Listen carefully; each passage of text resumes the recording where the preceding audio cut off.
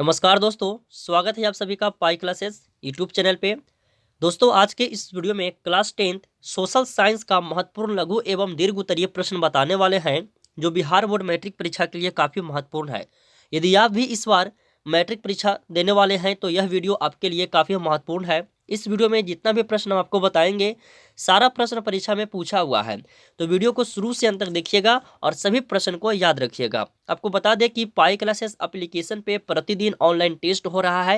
यदि आप लोग एप्लीकेशन डाउनलोड नहीं किए हैं तो प्ले स्टोर में जाकर डाउनलोड कर सकते हैं, और टेलीग्राम पे आपका लिंक शेयर किया जाता है जो वेबसाइट पे टेस्ट होता है। तो टेलीग्राम भी आप सभी लोग ज्वाइन कर लीजिएगा, पाई क्लासेस के नाम से बना हुआ, ठीक है। और आप लोगों के लिए दोस्तों कॉल सपोर्ट जो है वो चालू कर दिया गया है।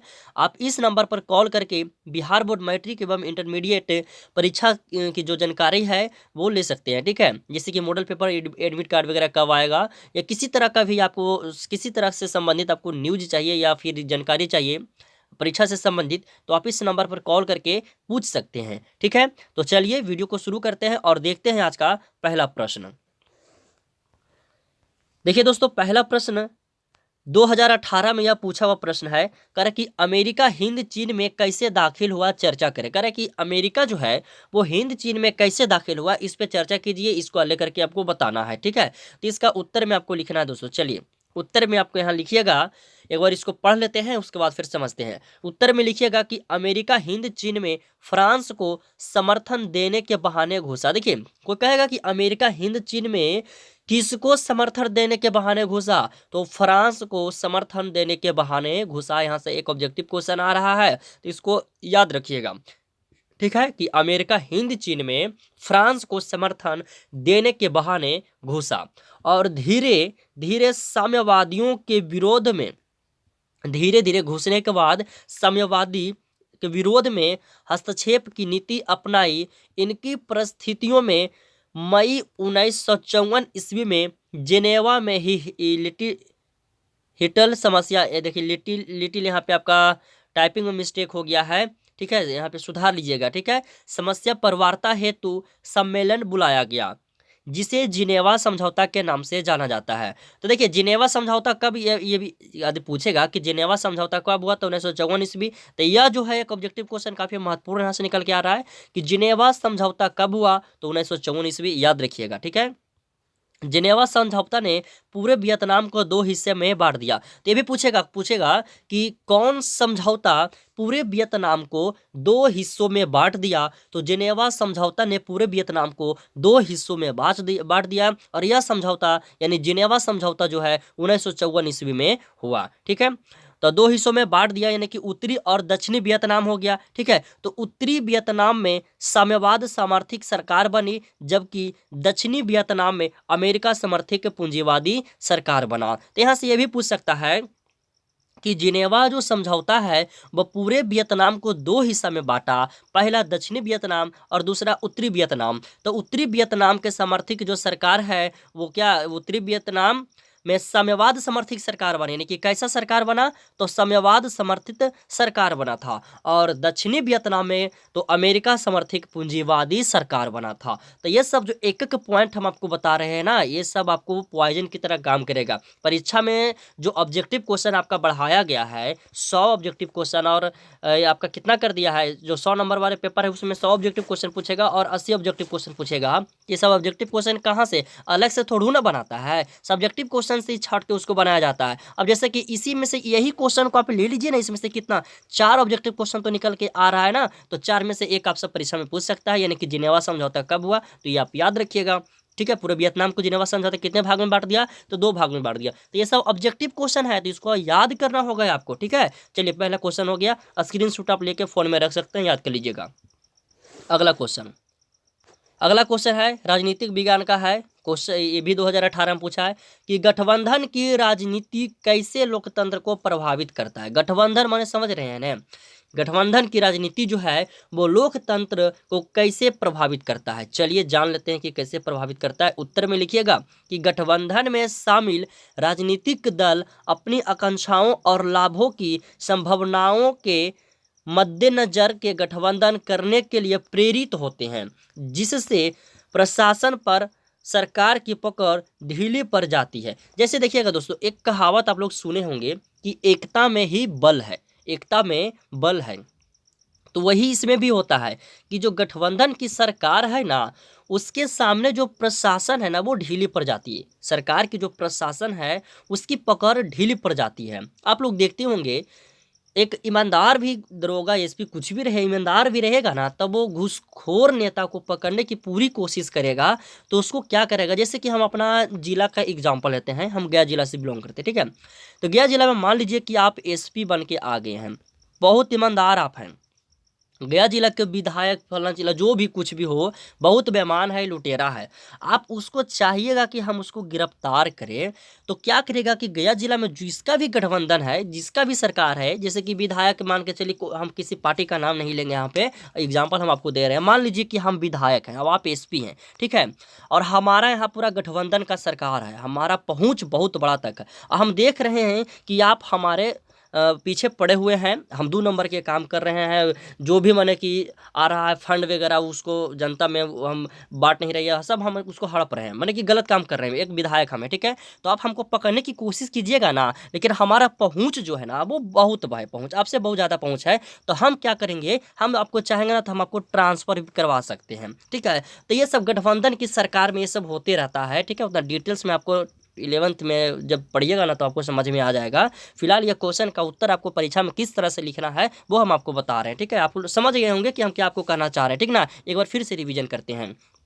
गठबंधन में शामिल राजनीतिक दल अपनी आकांक्षाओं और लाभों की संभावनाओं के मद्देनजर के गठबंधन करने के लिए प्रेरित होते हैं, जिससे प्रशासन पर सरकार की पकड़ ढीली पड़ जाती है। नई लोकसभा में करोड़पति सांसद की संख्या अब तक के सबसे ऊंचे स्तर पर पहुंच गई। तो पहुंचेगा नहीं जी, जितना फंड आता है सब हड़प लेता है, पूरा माने कि 100% अपना पॉकेटे में डालेगा, तो करोड़पति तो बनबे करेगा। वो सबका पेमेंट कितना रहता है, थोड़ा ना ज़्यादा पेमेंट रहता है, पेमेंट के अनुसार यदि उसका इनकम देखा जाए जितना, लेकिन वो डेवलप किया हुआ रहता है। विधायक बनने के बाद, मुखिया बनने के बाद, वो मुखिया बन चाहे तो फॉर्चूनर वगैरह निकालता है, ये स्कॉर्पियो ये सब निकालता है, तो मुखिया का पेमेंट कितना रहता है, शायद लगता है कि 20,000 की 25,000 के आसपास में रहता है।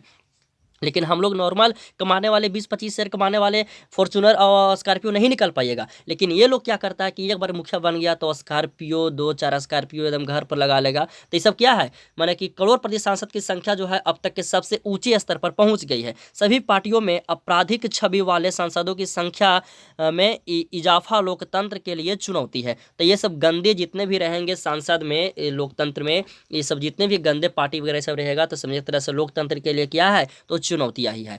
तो इसको आप अपने भी भाषा में लिख सकते हैं, बोर्ड आपको पूरा नंबर देगा, एक भी नंबर नहीं काटेगा, ठीक है।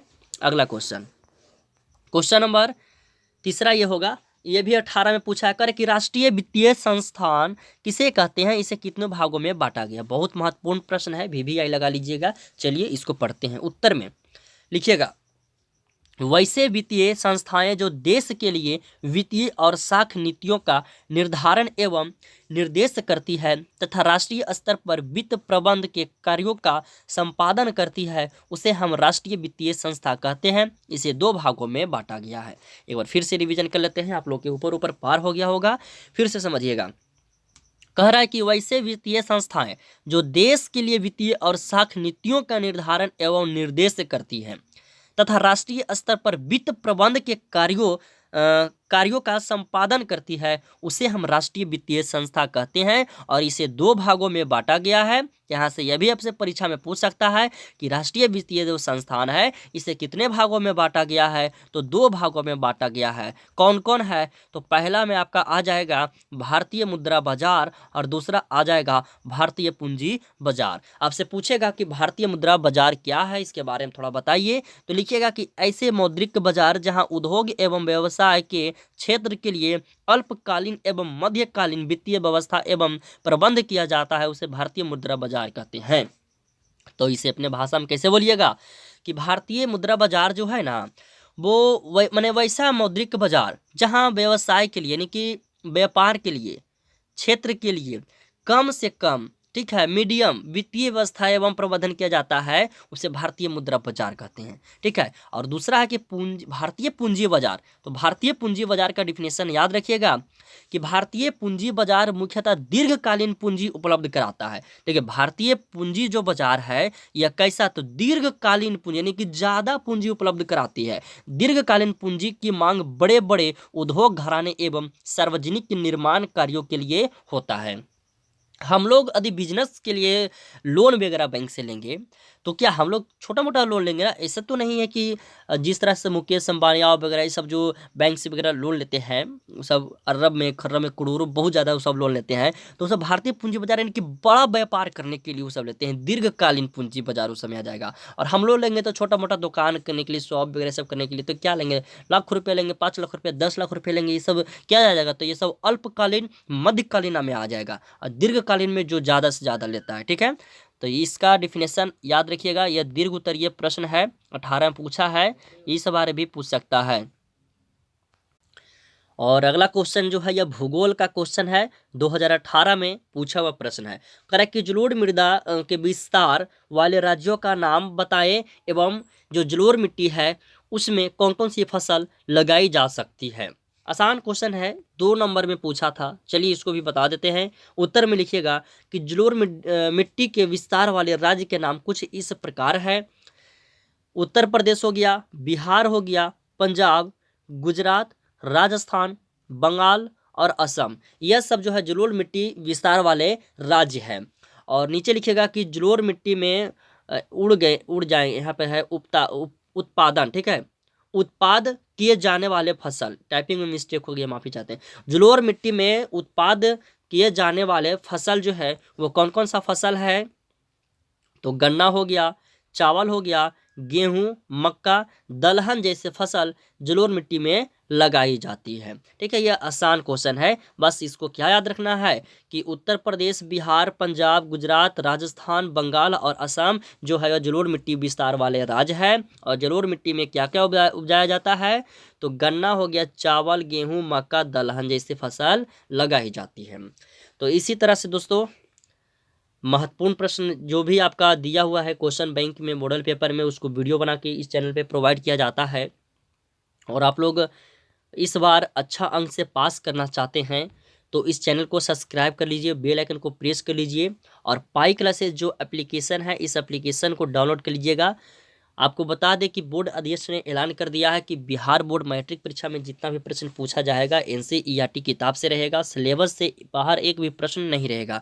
तो एप्लीकेशन जो है पाई क्लासेस, इसमें सब एनसीईआरटी किताब का क्वेश्चन दिया गया है। तो आप एप्लीकेशन को डाउनलोड करके रिवीजन कर सकते हैं और इस चैनल के माध्यम से, वीडियो के माध्यम से आप रिवीजन कर सकते हैं। ठीक है, तो चैनल को भी सब्सक्राइब करके बेल आइकन को प्रेस कर लीजिएगा। मिलते हैं अगले क्लास में। वीडियो पसंद आया हो तो लाइक कीजिएगा। किसी तरह का यदि आपको दिक्कत समस्या हो तो आप दिए गए नंबर पर संपर्क कर सकते हैं। एक बार नंबर लिखवा देते हैं, 7321899899। इस नंबर पे आप संपर्क कर सकते हैं, आपका जो भी समस्या है उसको दूर किया जाएगा।